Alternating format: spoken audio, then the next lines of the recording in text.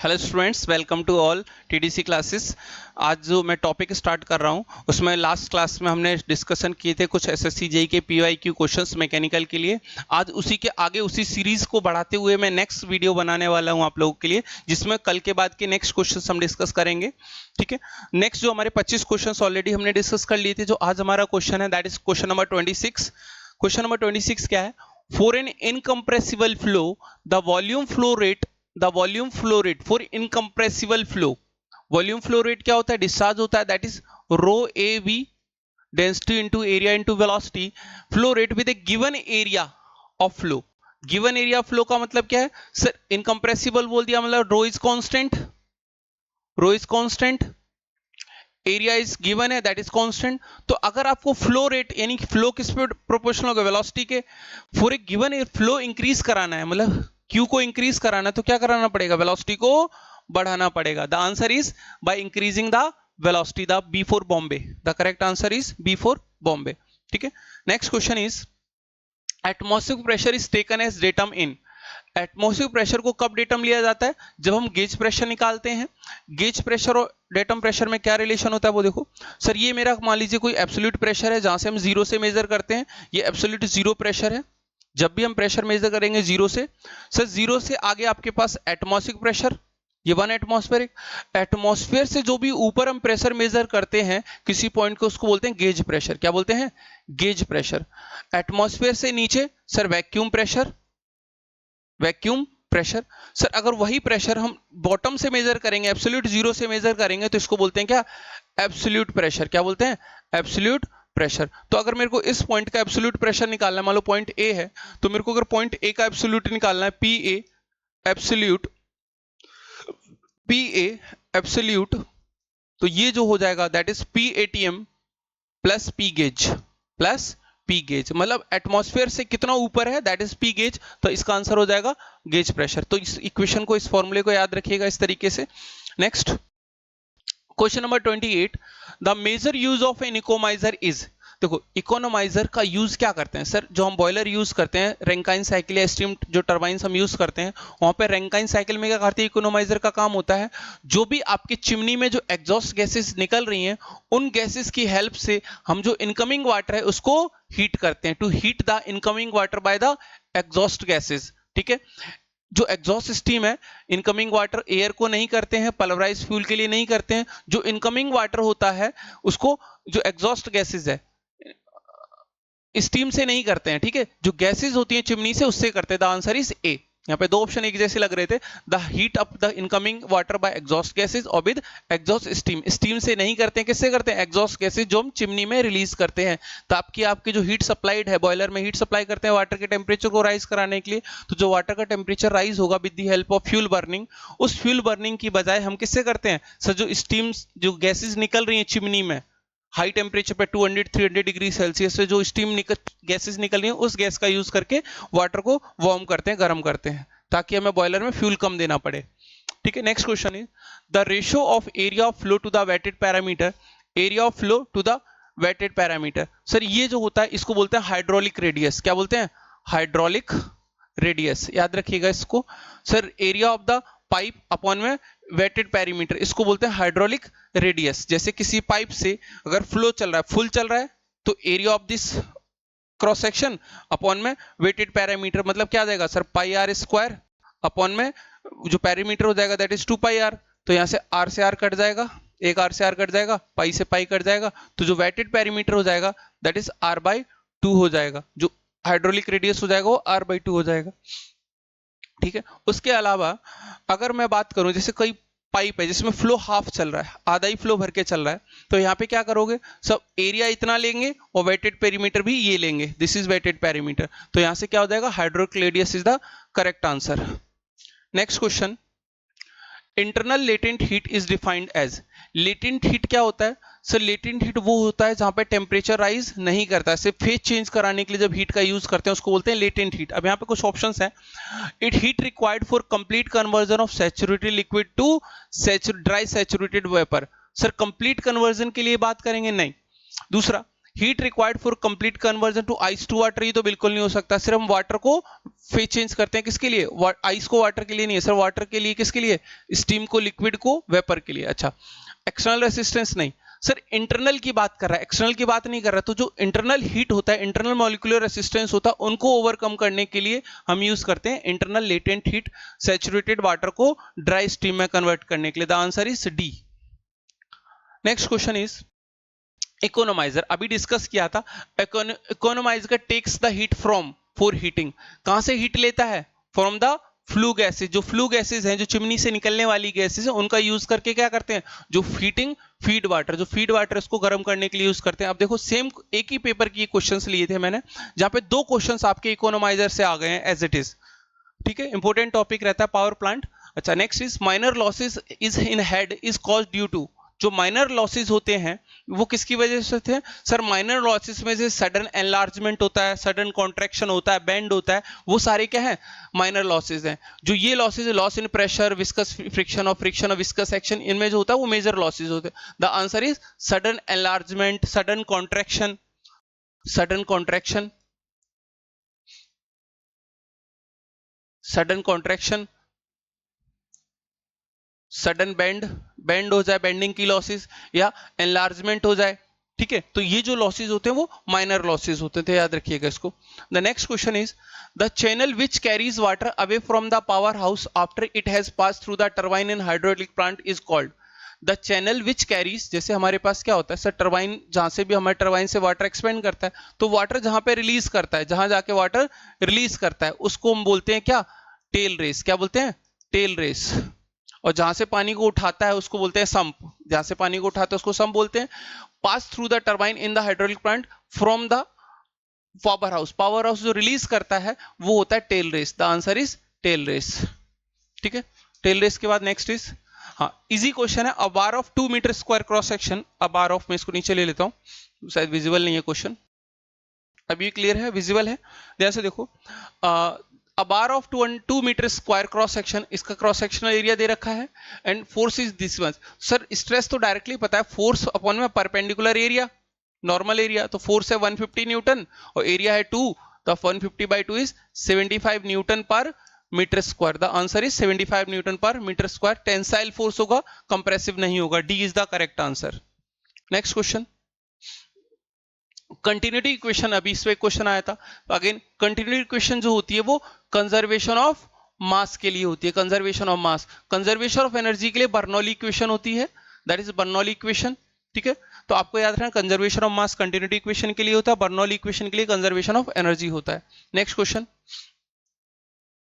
The condition under which W equals to PdV, sir जो work done होता है under PdV, ये किसके लिए वैलिड होता है सर? ये वैलिड होता है सभी रिवर्सिबल प्रोसेस के लिए। किसके लिए? अब यहां बोले नहीं, किसके लिए? The process is, system is closed, बिल्कुल क्लोज सिस्टम के लिए होता है। ये जो फॉर्मूला होता है वो क्लोज सिस्टम के लिए होता है। सर ओपन के लिए क्या होता है? ओपन के लिए होता है VdV। ओपन के लिए जो हमारा फॉर्मूला होता है that is VdP minus VdP, ये ओपन के लिए होता है वर्क डन, क्लोज के लिए ये होता है PdV। Sir system is closed, बात सही है।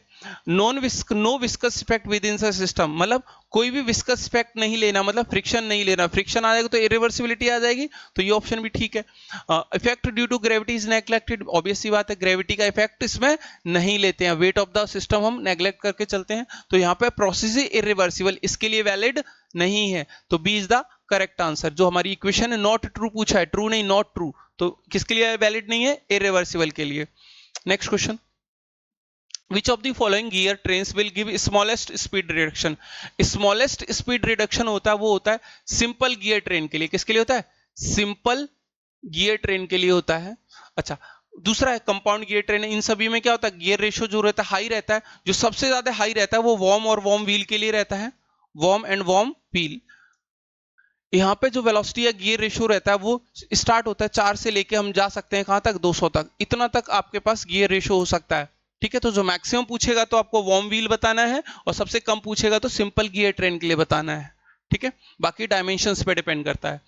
Which of the following material are used cavitation resistance, cavitation resistance के लिए हम क्या करते हैं, इफेक्ट ऑफ कैविटेशन को मिनिमाइज करने के लिए हम स्टेनलेस स्टील यूज करते हैं, बाकी एल्यूमिनियम, कास्ट आयरन और कॉपर यहाँ पे उतना ज्यादा रेसिस्टेंस नहीं होता, तो स्टेनलेस स्टील यूज करते हैं किसके लिए, कैविटेशन को अवॉइड करने के लिए। Next, head loss caused by an obstruction in the pipe having area, देखो हेड लॉस का कुछ फॉर्मूला पढ़ा है हमने सर, कुछ ऐसा पढ़ते हैं, वी स्क्वायर बाई 2g का टर्म दिखता है सर, बिल्कुल दिखता है sir, we square by 2g यहाँ है और वी स्क्वायर बाई 2g यहाँ भी है और यहाँ भी है, मतलब ये तो नहीं हो सकता, वी स्क्वायर बाई g दिखा हुआ है, ठीक है। दूसरा एक ऑप्शन और सर, यहाँ पे क्यूब दिखा हुआ है, क्यूब नहीं होता, क्या होता है, स्क्वायर होता है, तो ये भी नहीं होगा सर। यहाँ पे -1 लिखते हैं, क्या लिखते हैं, -1, यहाँ 2 लिखा हुआ है तो ये भी नहीं होगा। The correct answer is D, the correct answer is D, that is h absolute a upon में cc अपॉन में a minus a -1 whole square v square by 2g, ये आपको फॉर्मूला है, डायरेक्टली याद रखना, फॉर्मूला आपको याद होना चाहिए। Next is the area under the PV curve, जो प्रेशर वॉल्यूम कर्व होता है उसके अंदर जो एरिया हमें मिलता है under the PV diagram, sir कैसा भी एरिया हो, मान लो 1 से लेके 2 गए, सर इसके नीचे का जो एरिया होगा, ये प्रेशर एक्सिस और ये वॉल्यूम एक्सिस, इसके नीचे का जो एरिया होता है वो total work below the under the process हमें देता है। सर कर्व कैसा भी हो, सर कर्व ऐसा होगा तो इसके नीचे का एरिया, सर कर्व ऐसा होगा तो इसके नीचे का एरिया, सर इसकी एरियाज तो आप निकाल सकते हो ना, तो जो एरिया होता है वो देता है work transfer in a non flow process. Non flow process का मतलब क्या है, close system, non flow process का मतलब क्या है, क्लोज सिस्टम, तो क्लोज सिस्टम के लिए area under the PV gives us work transfer, the answer is D. Next question, which of the following mechanical gauges can be measured vacuum pressure by modifying the gradules of dial indicator, जो dial indicator होता है वो बॉर्डन gauge में रहता है, बॉर्डन gauge कहाँ है, ये रहा बॉर्डन गेज, सर बॉर्डन गेज रहता है डायल इंडिकेटर, तो बॉर्डन गेज प्रेशर गेज यूज करते हैं इसके लिए, याद रखना है इतना। नेक्स्ट क्वेश्चन, अच्छा इस क्वेश्चन को थोड़ा सा विजिबिलिटी कम है, ज्यादा ऊपर हो गया है, अभी विजिबल है, okay.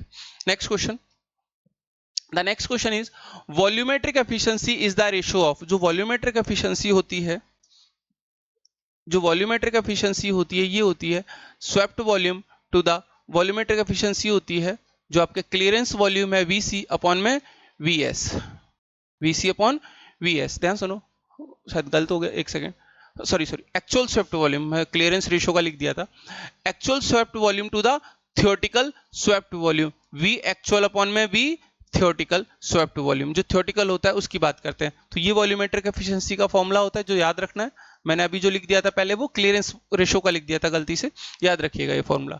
Next is which of the following is not a unit of evaporation rate, sir evaporation rate की बात जब करते हैं तो हमेशा हम बात करेंगे केजी के टर्म्स में, किसमें, केजी पर यूनिट टाइम के टर्म्स में, KG per unit time, sir KG पर आर बात सही है, KG per unit metre square ये बात भी ठीक है, पर आर है, ये जो बात है केजी ऑफ फ्यूल और केजी ऑफ, कई बार हम जो यूनिट लिखते हैं वो केजी ऑफ फ्यूल के टर्म्स में भी लिखते हैं बट वॉल्यूम के टर्म्स में नहीं लिखते हैं, याद रखना, तो आंसर हो जाएगा यहाँ पे बी, केजी पर आर भी हम लिखते हैं इवोपरेशन रेट, किलोजूल पर किलोजूल ऑफ फ्यूल कितना केजी इवोपरेशन हो रहा है पर केजी ऑफ फ्यूल ये भी लिखते हैं, केजी पर मीटर स्क्वायर एरिया के टर्म्स में भी लिखते हैं, तो जो यहाँ पे आंसर हो जाएगा that is B, metre cube में वॉल्यूम के टर्म्स में इसको नहीं लेते हैं, the answer is B, B for Bombay 43 का। Which of the following fluids has very low vapor pressure, sir very low vapour pressure जो होता है मरकरी का होता है, बहुत कम होता है, अराउंड 0.00 समथिंग 3 के आसपास पास्कल्स में कुछ अराउंड होता है, इस वैल्यू को हम जो यूज करते हैं सर, जो पीज बैरोमीटर यूज करते हैं एटमॉस्फेरिक प्रेशर मेजर करने के लिए, वहां भी इसका यूज होता है, क्योंकि because of very low vapour pressure, इसलिए बैरोमीटर में भी इसको यूज करते हैं, किसको, मरकरी को। Next question is Which of the following thermodynamic properties is a result of second law of thermodynamics, second law के बेसिस पे क्या निकल के आता है, that is entropy निकल के आता है, the answer is D। Sir first law जो हमें देता है वो फर्स्ट लॉ में इंटरनल एनर्जी देता है, जीरोथ लॉ जो होता है, जीरोथ लॉ वो हमें टेम्परेचर देता है, एंड जो सेकेंड लॉ है वो हमें एंट्रोपी देता है, तो याद रखिएगा फर्स्ट लॉ इंटरनल एनर्जी को जनरेट करता है, ये एंट्रोपी को, और जीरोथ लॉ जो होता है वो टेम्परेचर के बारे में बताता है, तो यहाँ पे किसके बारे में पूछा, second law, second law directly related to entropy. Next question, next question is a perfect gas has bulk modulus at a constant temperature, bulk modulus कितना होगा, चार ऑप्शंस दे रखे हैं, एट कांस्टेंट टेम्परेचर पी है, ये ऑप्शन चेंज करता हूं, एक सेकंड कलर चेंज कर लेता हूं, सर पी है, P दे रखा है, रो दे रखा है, रो इंटू टी दे रखा है, रो दे रखा है, रो अपॉन में रो, ये चार ऑप्शंस दे रखे हैं।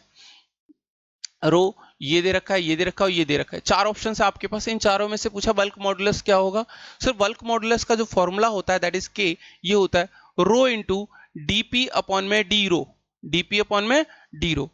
अब ध्यान सुनना सर, इक्वेशन हमें पता है PV equals to M R T equation होती है हमारे पास, जनरलाइज गैस इक्वेशन। सर यहां से पी इक्वल्स टू लिख सकते हैं M by V equals to into R T.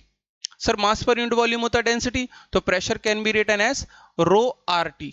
ध्यान सुनो, रो आर टी। अब बोल रहा है कांस्टेंट टेम्परेचर, किसकी बात कर रहा है, कांस्टेंट टेम्परेचर, मतलब टी कांस्टेंट होगा, गैस कांस्टेंट होता है, आर कांस्टेंट। तो सिर्फ सिर्फ ये क्या है, पी है।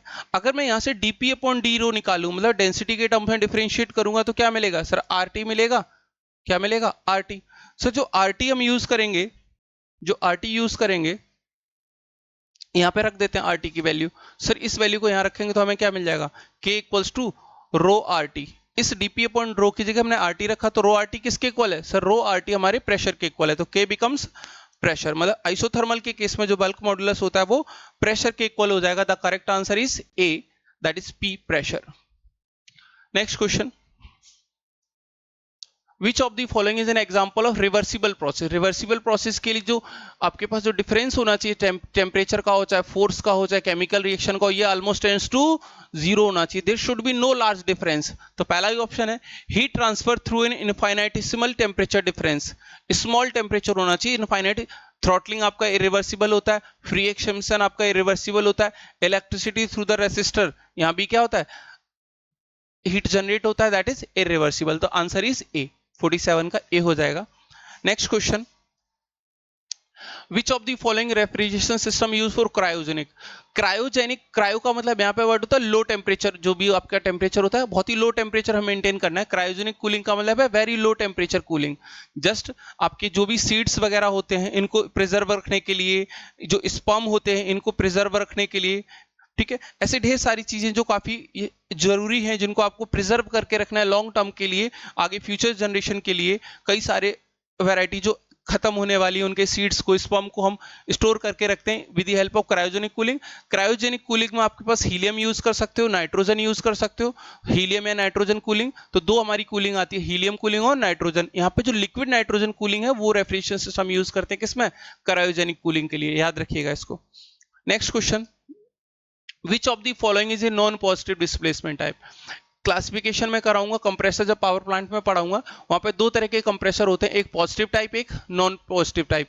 सर पॉजिटिव टाइप में आपके पास क्या आता है, पॉजिटिव जो टाइप होता है ये non positive type, non positive. Sir positive type में आपके पास रेसिप्रोकेटिंग आता है, स्क्रू आता है, रोटरी आता है। तो ये जो स्क्रू है, रोटरी है और आपका रेसिप्रोकेटिंग, ये तीनों किसमें है सर, तीनों आते हैं पॉजिटिव में। जो सेंट्रीफ्यूगल कंप्रेशर है ये आता है आपका नॉन पॉजिटिव में। तो इसका आंसर हो जाएगा D, D for Delhi. Next question, which of the following operation use for grinding a flat surface. Sir grinding करनी है फ्लैट सरफेस की, तो फ्लैट सरफेस के लिए जो ग्राइंडिंग यूज करते हैं दैट इज सरफेस ग्राइंडिंग। उसके बाद इसके अलावा और भी ऑप्शंस हैं जैसे फॉर्म ग्राइंडिंग। फॉर्म ग्राइंडिंग क्या होता है सर, जिस तरह का टूल होगा, जिस तरह का टूल होगा, जिस शेप का टूल होगा उसी शेप का मुझे क्या करना पड़ेगा सर, मेरे को ग्राइंडिंग जो मिलेगा, मेरे को यहाँ पे ग्राइंडिंग करना है, जिस शेप का ये मेरा टूल होगा उसी शेप का यहाँ पे ग्राइंडिंग होगा, फॉर्म बनाएगा। मतलब फॉर्म ऑफ द टूल और फॉर्म ऑफ द जो ऑब्जेक्ट है उसका दोनों का फॉर्म सेम हो जाएगा, उसको बोलते हैं फॉर्म ग्राइंडिंग। सेंटरलेस ग्राइंडिंग में क्या करते हैं सर, एक हमारा रेगुलेटिंग व्हील होता है और एक हमारा जो मेन व्हील होता है। यहाँ पे हम एक सपोर्ट देते हैं इसको, और यहाँ पे हमारा जिसको भी हमें ग्राइंड करना है उसको ऑब्जेक्ट को रखते हैं। यहाँ पे सेंटर इसको मेंटेन करने की जरूरत नहीं होती। एक आपका रेगुलेटिंग व्हील, एक मैन व्हील होता है। तो सेंटरलेस ग्राइंडिंग में आपको सेंटर को फिक्स करने की जरूरत नहीं बनती है। सिलेंड्रिकल ग्राइंडिंग में जो कर्व्ड सरफेस होता है उसको ग्राइंड करने के लिए यूज करते हैं सिलेंड्रिकल ग्राइंडिंग। जो ऑप्शन है इस क्वेश्चन का, ग्राइंडिंग है फ्लैट सरफेस, फ्लैट सरफेस को ग्राइंड करने के लिए हम सरफेस ग्राइंडिंग यूज करते हैं। The answer is D, D for Delhi. ठीक है। इसी तरीके के और क्वेश्चंस के लिए नेक्स्ट क्लास में और फिर से कुछ क्वेश्चंस लेके आऊंगा। इसी तरह से हम पीवाईक्यू क्वेश्चंस करेंगे। तब तक हमारे चैनल को सब्सक्राइब करिए, अपने दोस्तों के शेयर करिए। अगर वीडियोस अच्छे लग रहे हैं तो प्लीज कमेंट करिए। कोई भी डाउट रहता है आपको, कुछ भी टॉपिक पे अगर कुछ क्वेश्चंस बनवाने हैं, कुछ टॉपिक्स जो समझ में नहीं आते, पर्टिकुलर उन टॉपिक्स के नाम कमेंट करिए डिस्क्रिप्शन में, कमेंट बॉक्स में। उसके लिए मैं अलग से टाइम देकर आपकी वीडियोस बनाऊंगा, जो भी टॉपिक आपको डिफिकल्ट लगते हैं, जो समझ में नहीं आते आसानी से। ठीक है, ओके, थैंक यू।